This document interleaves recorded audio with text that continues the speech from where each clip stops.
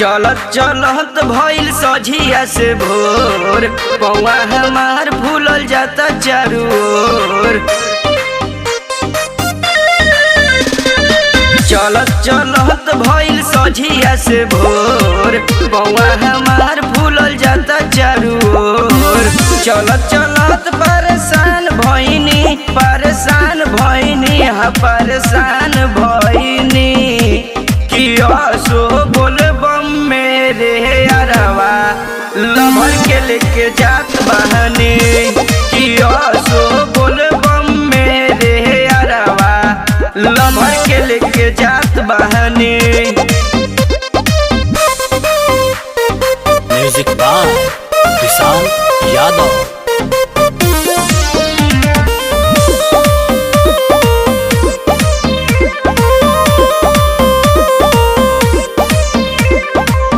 यही से सोच रही देवघर हम जाई, मौका मिली तो लभर के घुमाई। यही से सोच रही देवघर हम जाई, मौका मिली तो लभर के घुमाई। जाए में तनी न विचार कइनी, विचार कइनी, हाँ विचार कइनी। कियासो बोल बम मेरे अरवा, लभर के लेके जात बहनी। कियासो बोल बम मेरे अरवा, लभर के लेके जात बहनी।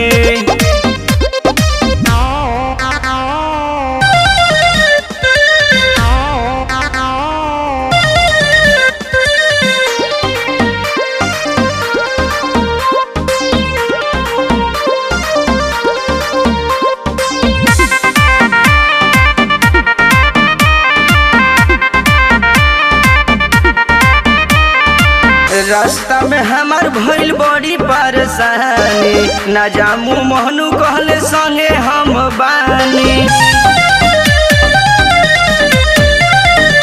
रास्ता में हमार भइल बड़ी परेशानी, सोनू मोनू कहले संगे हम बानी।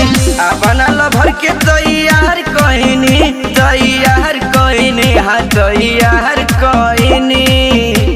कियासो बोल बम मेरे अरवा, लभर के लेके जात बहनी। कियासो बोल बम मेरे अरवा, लभर के लेके जात बहनी।